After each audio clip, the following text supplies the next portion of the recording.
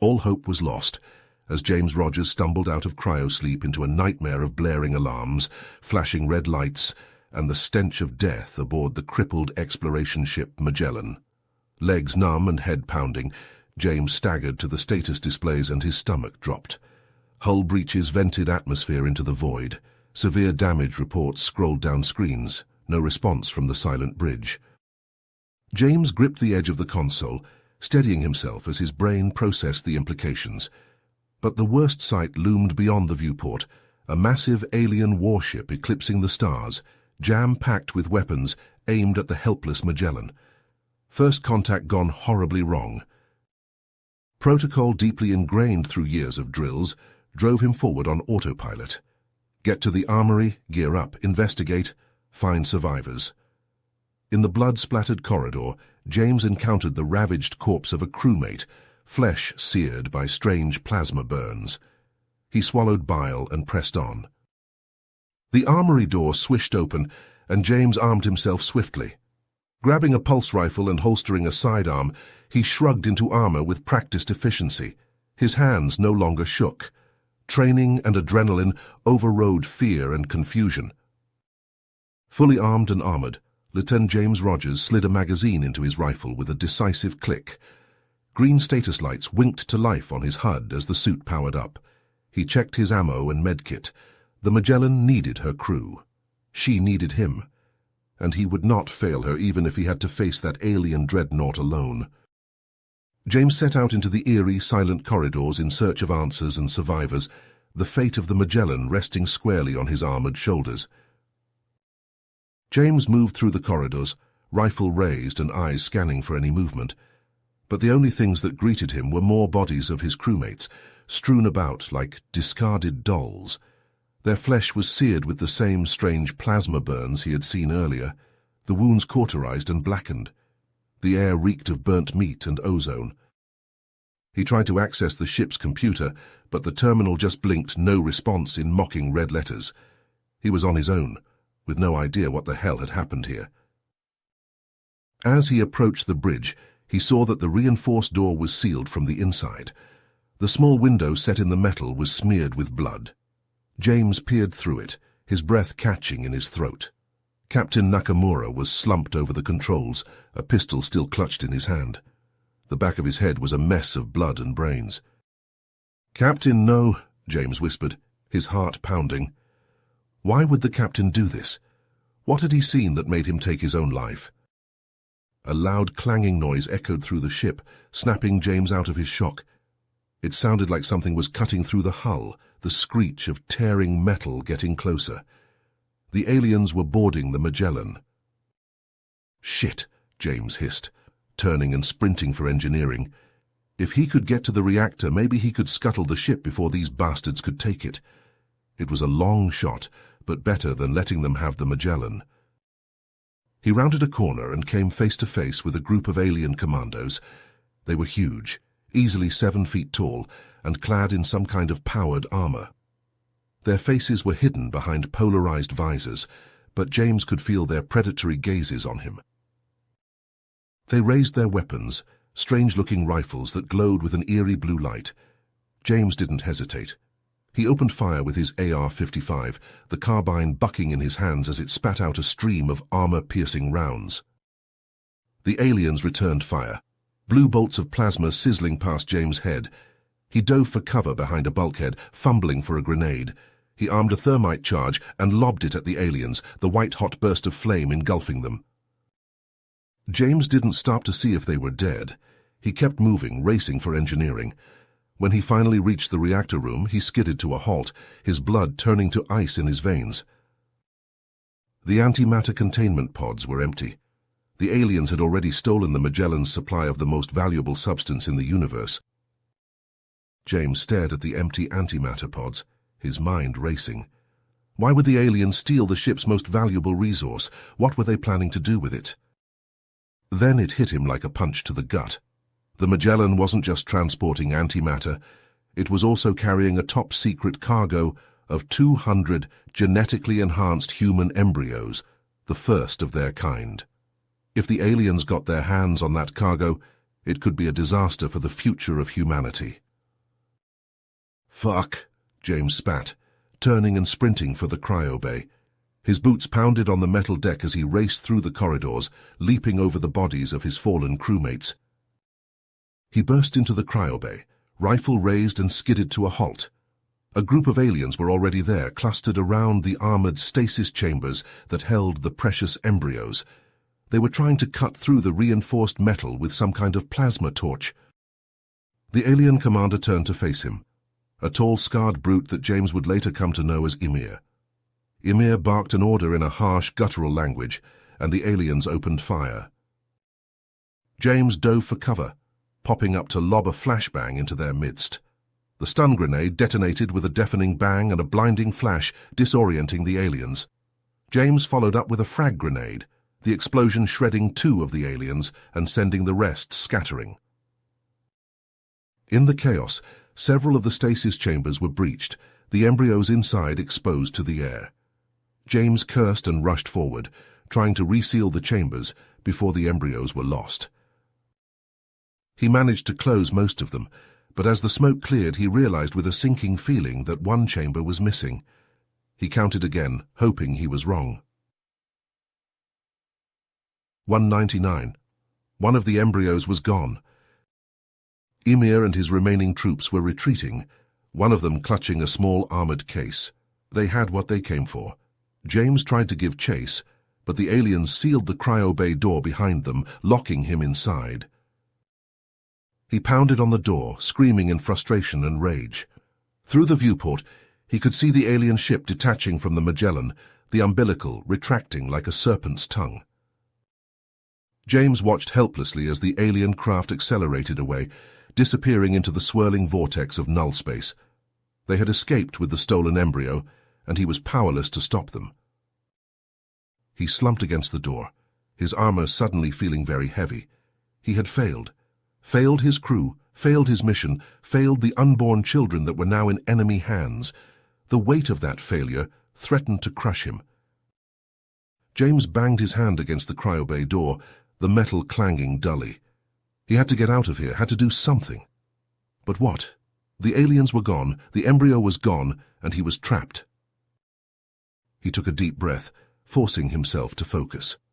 First things first, he needed to get the ship's systems back online. He pried open a control panel and got to work, his fingers flying over the circuits and wires. It took hours of sweat and frustration, but finally he managed to restore emergency power, life support and short-range comms. The lights flickered on, bathing the cryobay in a sickly green glow. James immediately broadcast a distress call on all frequencies. "This is Lieutenant James Rogers of the UNS Magellan, requesting immediate assistance. We have been attacked by an unknown alien force. Heavy casualties. Repeat, heavy casualties." He waited, hoping against hope for a response, but the comms stayed silent. He was alone out here. James grabbed his rifle and ventured out into the ship, searching for any other survivors. But as he moved through the blood-splattered corridors, checking each room and cranny, his hope faded.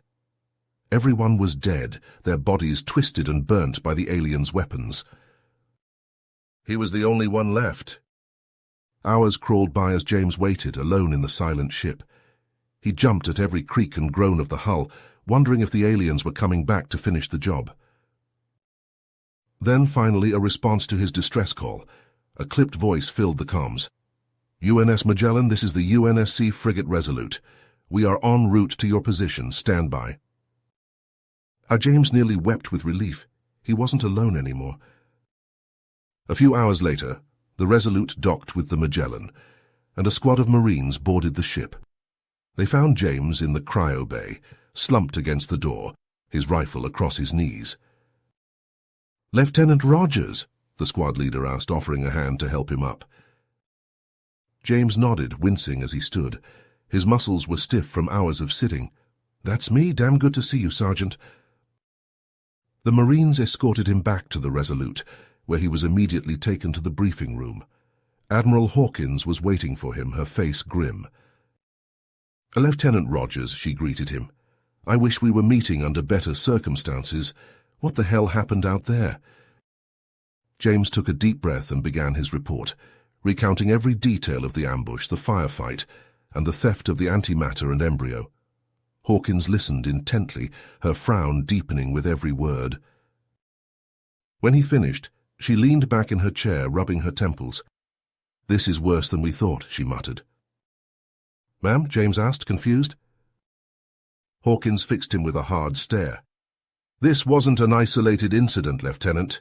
In the month since the Magellan left Earth, we've lost contact with dozens of our colonies. At first, we thought it was just communication issues, but then the refugees started arriving." She tapped a button on the table, and a holographic star map appeared, red dots blinking across its surface. "These are all the colonies that have gone dark. We now know they were attacked by the same aliens that hit the Magellan. They call themselves the Mizarians." James felt a chill run down his spine. What do they want? "As far as we can tell, they're after our resources. Antimatter, helium-3, rare Earth elements. They've been systematically raiding our colonies, enslaving the populations and stripping the planets bare." She zoomed in on one of the red dots, and a planet appeared, its surface scarred and pitted. This was New Jakarta, one of our most prosperous colonies. The Mizarians hit it a week ago. Out of a population of 2 million, only a handful managed to escape. The rest are either dead or enslaved. James clenched his fists, anger boiling in his gut. "We have to stop them." Hawkins nodded grimly. "We're trying, but their technology is far beyond ours. Our ships can't even scratch their shields, and now with the antimatter they stole from the Magellan, they'll be even more powerful." She fixed James with an intense stare. "That's why we need you, Lieutenant. You're the only person who's encountered the Mizarians and lived to tell about it. We need you to infiltrate one of their occupied colonies, learn everything you can about their technology and weaknesses, and find a way to stop them before it's too late."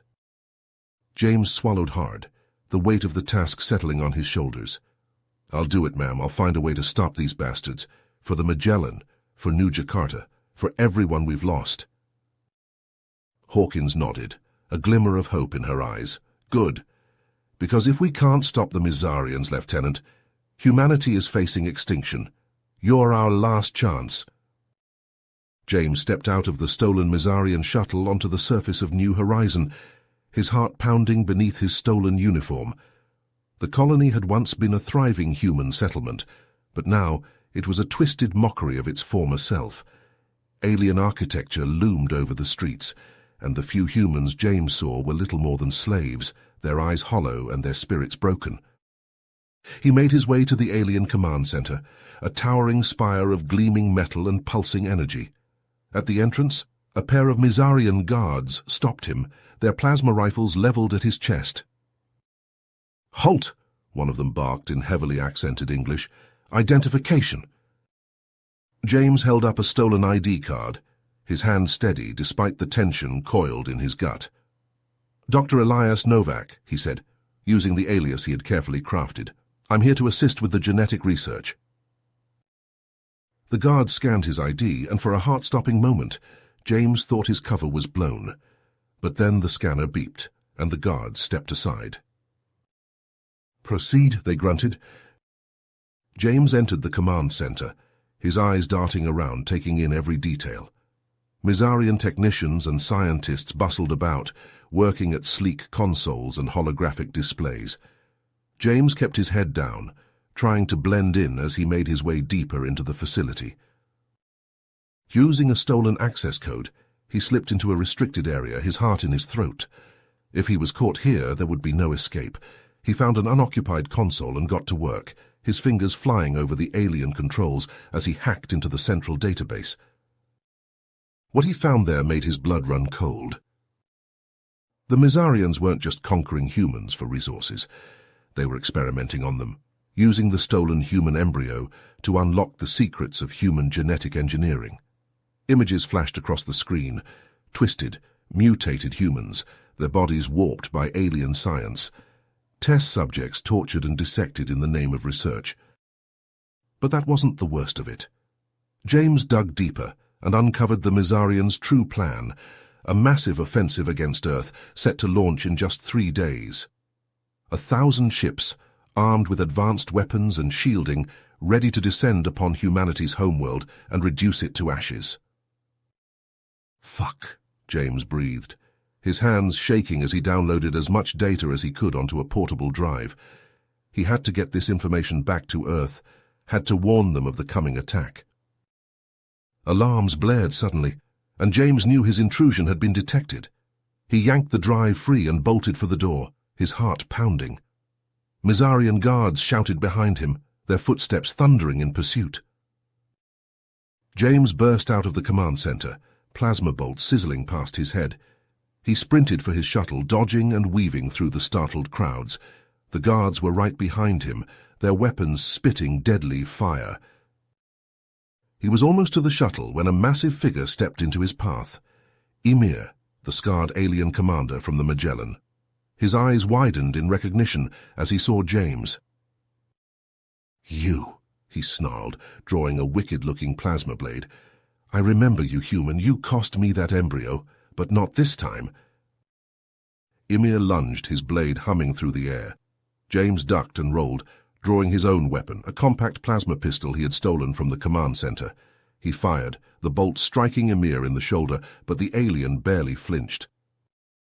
They clashed in a flurry of strikes and parries, plasma blade against plasma bolt. Ymir was strong and fast, his blows rattling James's teeth. But James was fueled by desperation and the knowledge of what was at stake. He feinted left, then spun right, his pistol coming up. He fired point-blank into Ymir's face, the plasma bolt searing through the alien's eye. Ymir howled in agony, staggering back, his blade falling from his grip. James didn't hesitate. He leaped into the shuttle and fired the engines, the craft lurching into the sky.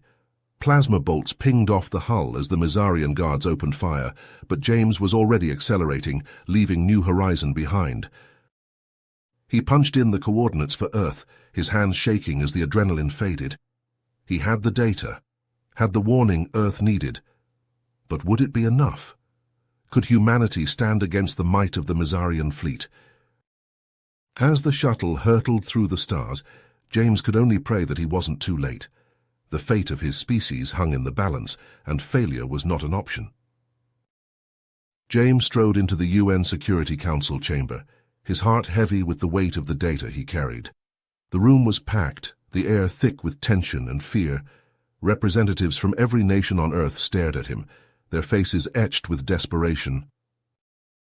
He plugged the data drive into the central console, and the horrifying images he had uncovered on New Horizon flashed across the giant screen. Gasps and cries of outrage filled the room as the council members saw the extent of the Mizarians' cruelty. "This is what we're up against," James said, his voice grim. "The Mizarians aren't just conquering us for resources. They're experimenting on us, using our own people as lab rats." He showed them the stolen embryo, the twisted mutations, the dissected corpses. The room fell silent, the horror sinking in. "And that's not the worst of it," James continued. "The Mizarians are preparing a massive attack on Earth, 1,000 ships armed with advanced weapons we can't even begin to understand. They'll be here in 3 days. The room erupted into chaos, voices shouting over each other. "We have to evacuate. We need to surrender. We're doomed!"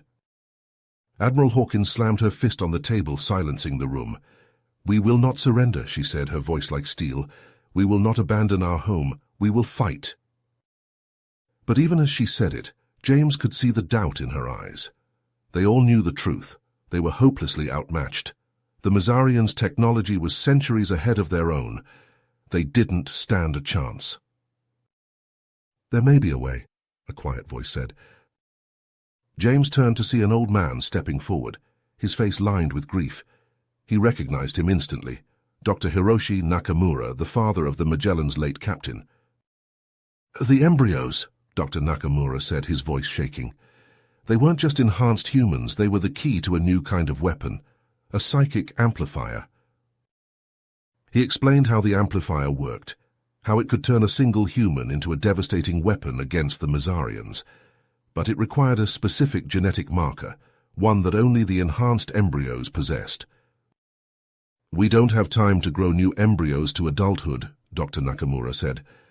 "But we still have the 1999 that were recovered from the Magellan. If we use the amplifier on them, if we artificially accelerate their growth—" He trailed off, the implications clear. It was a desperate plan, a last resort. But what choice did they have? James stepped forward, his fists clenched. "I volunteer," he said, his voice steady. "I'll lead them. I'll make sure this works." The council members looked at each other, uncertainty written on their faces. But Admiral Hawkins nodded, her face hardening. "Do it," she said. "It's our only chance." And so, in a secret facility deep beneath the Earth, the 1999 embryos were brought out of stasis. Dr. Nakamura worked feverishly, applying the psychic amplifier to each one, accelerating their growth until they stood before James, fully grown adults with the bodies of warriors and the minds of infants. He looked at them, these Psi soldiers, and felt a surge of hope. They were humanity's last chance, a daring plan against an unbeatable foe. And he would lead them, this man who had already lost so much, who carried the weight of the Magellan's dead on his shoulders.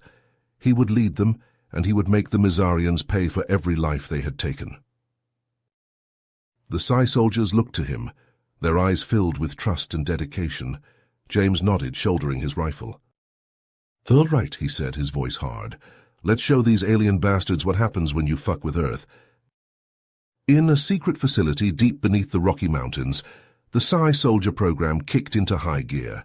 Scientists worked around the clock, artificially aging the embryos to adulthood in a matter of days. The growth acceleration process was painful to watch. The embryos pulsed and writhed in their tanks, their bodies stretching and distorting as they matured at an unnatural rate. When they finally emerged, they were fully grown adults, but their minds were blank slates. That's where the psychic conditioning came in. James, now Major Rogers, oversaw the process personally. He watched as the CSI soldiers were subjected to a barrage of mental programming, their brains bombarded with information and training at a breakneck pace. It was grueling for both the soldiers and the staff. The PSI soldiers were pushed to their limits, both physically and mentally.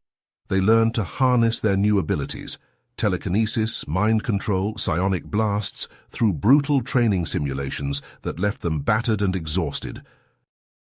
"Push harder," James barked as he watched a Psi soldier struggle to lift a tank with his mind. In the field, there are no second chances. Some of the soldiers couldn't handle the strain. A few went mad, their enhanced minds fracturing under the pressure. They lashed out with their powers, causing horrific damage before they could be subdued. Others turned megalomaniacal, drunk on their own potential. They, too, had to be put down. It tore at James, having to give those orders, but he steeled himself with the knowledge that every death here could save 1,000,000 lives out there. As the days ticked by and the Mizarian fleet drew closer, the pressure mounted. Earth's defenses were crumbling, the regular military no match for the aliens' advanced technology. The PSI soldiers were the last hope. Finally, the day came. The Mizarian fleet entered the solar system, 1,000 ships strong. They smashed through the outer defenses like they were made of paper, the wreckage of human ships spinning silently in the void. In the command center, James stood before his Psi soldiers, his face grim. They were the best of the best, the ones who had survived the training and the culling. But even so, they were untested, raw recruits compared to the battle-hardened Mizarians. "This is it," James said, his voice steady despite the weight on his shoulders. "Everything we've fought for, everything we've sacrificed, it all comes down to this." He laid out the plan, a bold strategy, but the only one they had. They would board a small, fast ship and slip past the Mizarian blockade, aiming to take out the fleet's command ship. If they could decapitate the Mizarian leadership, it might throw the invaders into enough disarray for Earth's remnants to mount a counterattack. It was a suicide mission, and they all knew it. But the Psi soldiers met James's gaze with steady tenacity, ready to lay down their lives for their planet. They boarded the ship, little more than a stripped-down freighter with a souped-up engine, and rocketed out of Earth's atmosphere.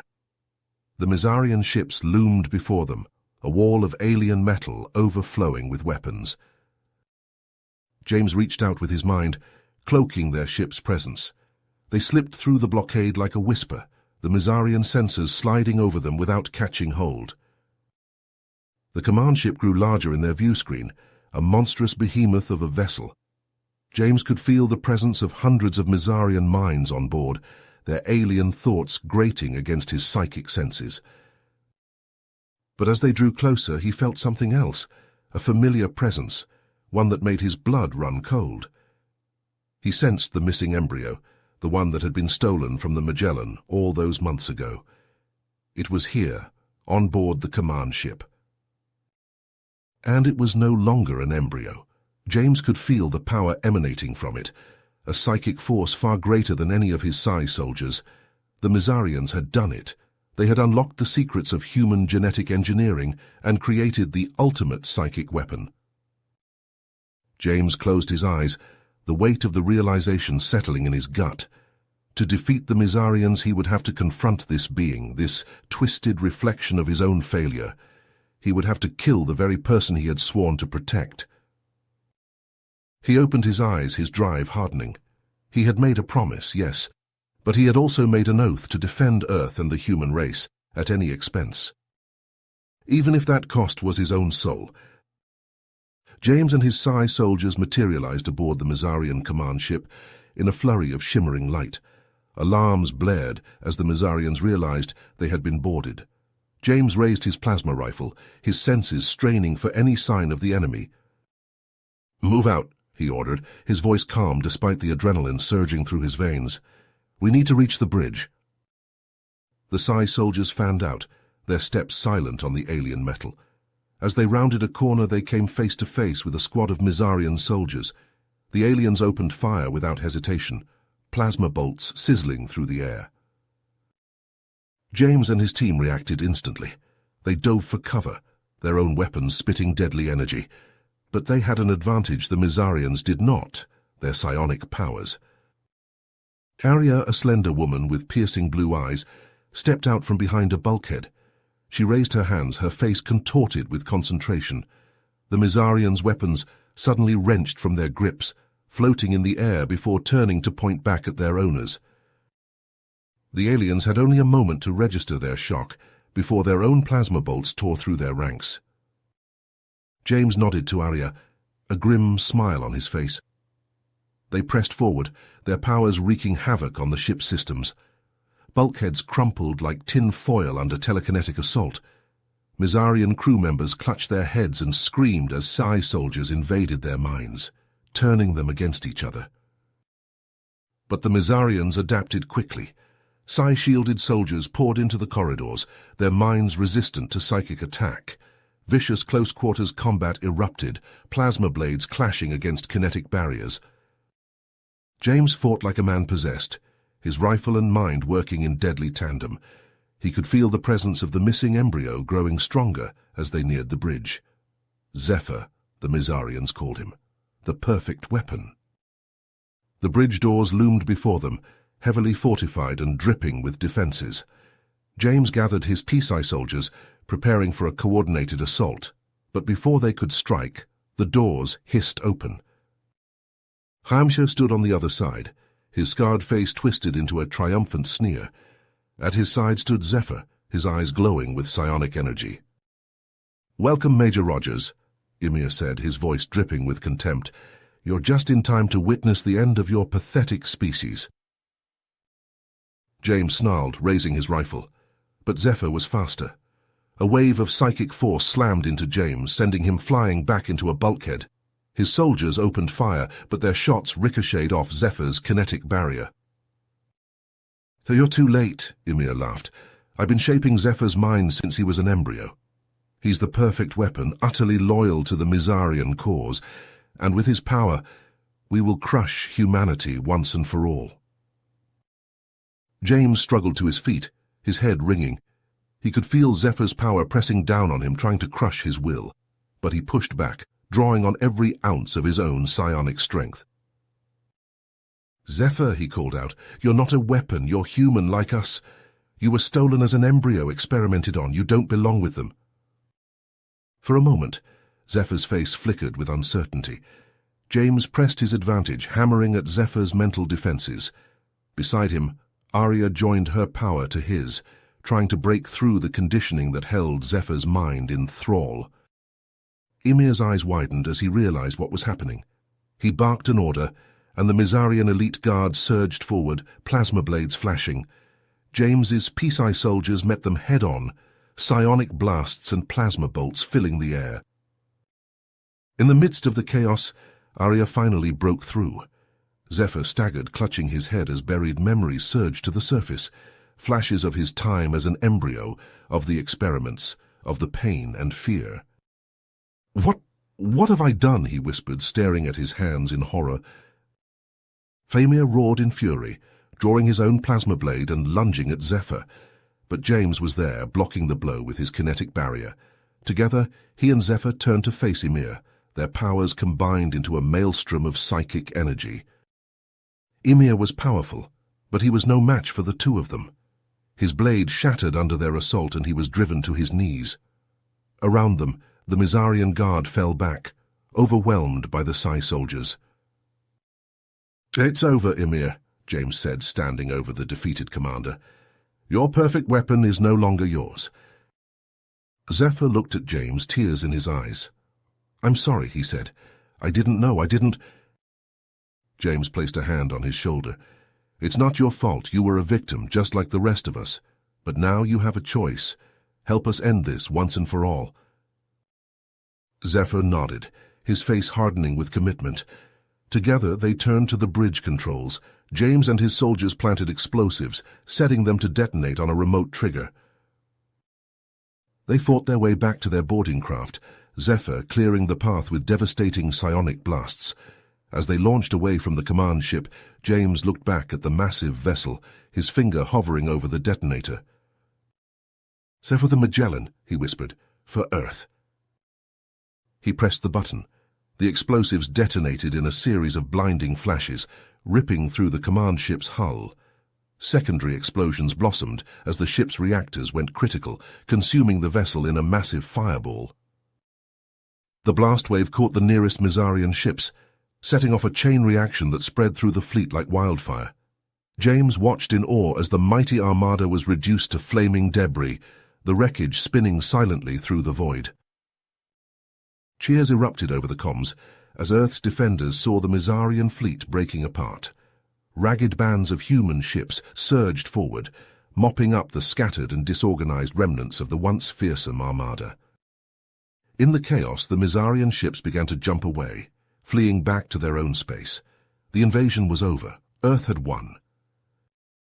But as James slumped back in his seat, exhaustion settling over him like a leaden cloak, he knew this was only the beginning. The Mizarians would be back, and humanity needed to be ready. He looked over at Zephyr, at Arya and the other Psi soldiers. They were the future, humanity's best hope against the threats that lurked in the stars.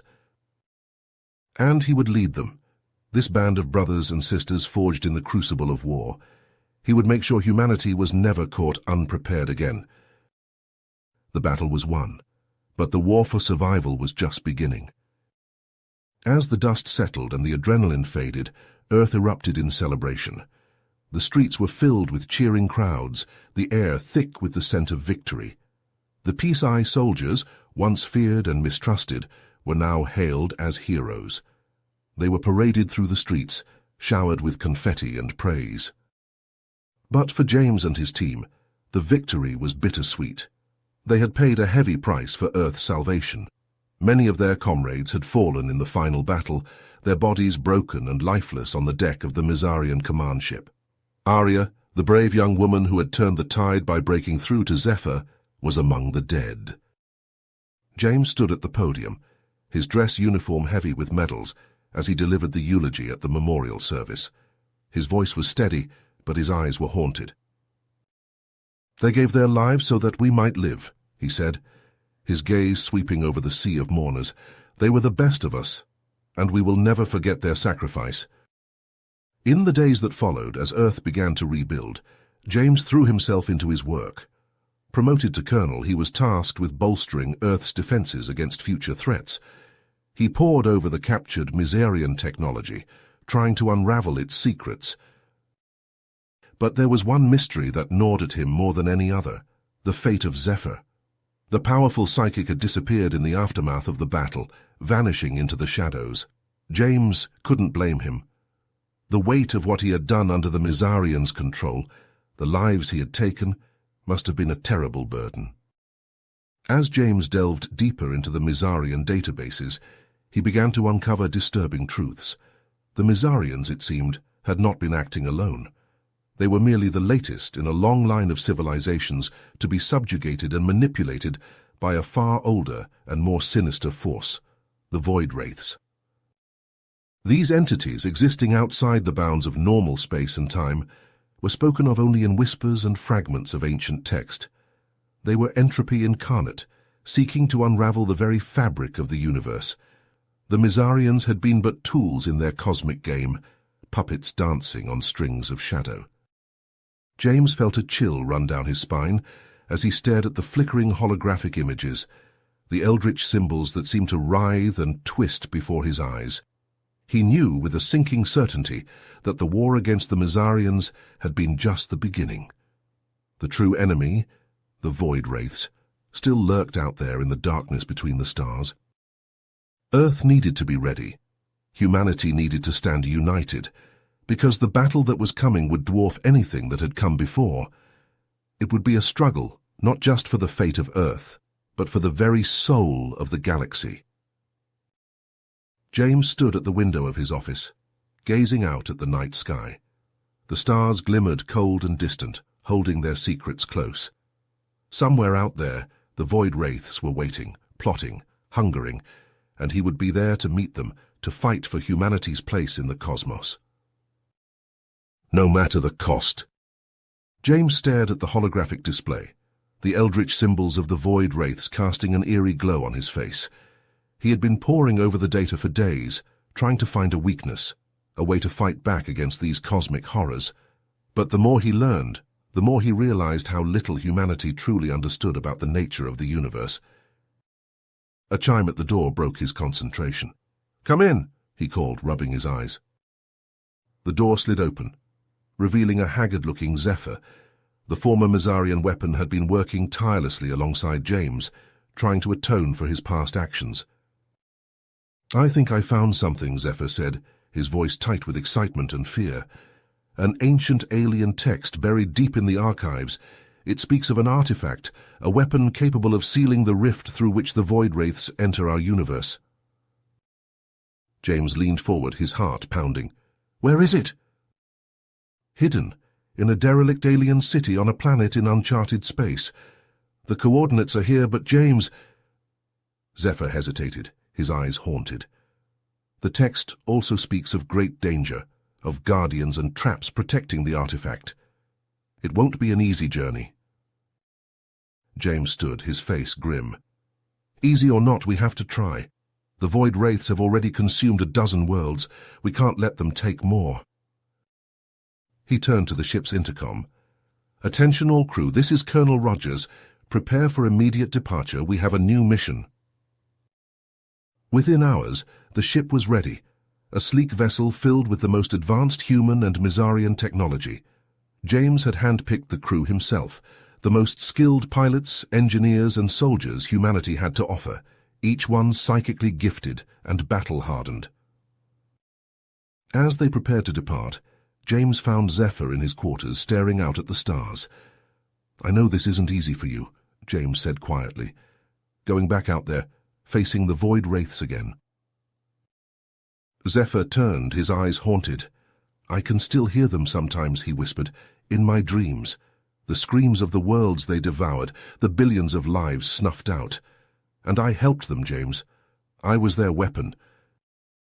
James placed a hand on Zephyr's shoulder. "You were a victim, Zephyr. They twisted your mind, used you, but you're fighting back now. You're making a difference." Zephyr nodded, but the haunted look didn't leave his eyes. "I just hope it's enough." The journey to the uncharted planet was long and perilous. They had to navigate through treacherous asteroid fields, evade the gravitational pull of collapsing stars, and fend off attacks from hostile alien raiders. But the greatest threat came from the Void Wraiths themselves. The monstrous entities seemed to sense their purpose and attacked with a ferocity James had never seen before. Massive, tentacled behemoths latched onto the ship's hull, trying to tear it apart, while smaller, more insidious creatures infiltrated the ship's systems, possessing crew members and turning them against their comrades. James and Zephyr fought side by side, their psychic powers a blazing beacon against the darkness. They worked in perfect unison, anticipating each other's moves, covering each other's blind spots. In the heat of battle, the bond between them grew stronger, forged by shared trauma and an unshakable perseverance to protect humanity. But each victory came at a cost. Crew members fell, their minds shattered by the Void Wraith's psychic onslaught, or their bodies torn apart by razor-sharp tentacles. Each death caused great concern on James, a reminder of the price of failure. Finally, after weeks of harrowing travel and constant battle, they reached the planet, a desolate, lifeless world orbiting a dying star. The ancient alien city rose from the barren landscape like a twisted metal skeleton, its spires reaching towards the sickly green sky. As they approached the city, a sense of dread settled over the crew. The air seemed to hum with a malevolent energy, and strange, distorted shapes flickered at the edges of their vision. "The artifact is here," Zephyr whispered, his eyes glowing with psychic energy. "I can feel it calling to me." James nodded, checking his plasma rifle. "Then let's not keep it waiting." They disembarked the ship, a small, heavily armed team moving cautiously through the alien ruins. The city seemed to shift and change around them, walls melting and reforming, corridors twisting in impossible directions. Traps and guardians lurked around every corner. Ancient alien war machines that came to life as they approached, psionic constructs that tore at their minds, and strange, mutated creatures that seemed to be a part of the city itself. James and his team fought their way deeper into the city, their progress marked by the bodies of the fallen. Each step was a battle, each room a potential death trap. But finally they reached the center of the city, a vast circular chamber pulsing with eldritch energy. And there, hovering in the center of the room, was the artifact, a small, crystalline sphere that seemed to contain the very essence of the universe. As James reached for the artifact, a sudden, overwhelming psychic presence slammed into him. He staggered back, his knees going weak, as a massive void wraith materialized before them, a writhing mass of darkness and tentacles, its eyes burning with a hunger that could never be sated. "Foolish mortals," it hissed, its voice a thousand screaming whispers. "You think you can wield the power of the ancients? You think you can defeat us?" James gritted his teeth, raising his rifle. "We don't think," he growled. "We know." And with that, the battle was joined. The chamber erupted into a maelstrom of plasma fire and psychic energy as James and his team fought the Void Wraith and its minions. Zephyr was a blazing beacon of power, his psionic blasts tearing through the Void Wraith's defenses, but even he was hard-pressed against the creature's immense strength. James fought like a man possessed, his rifle and mind working in perfect unison.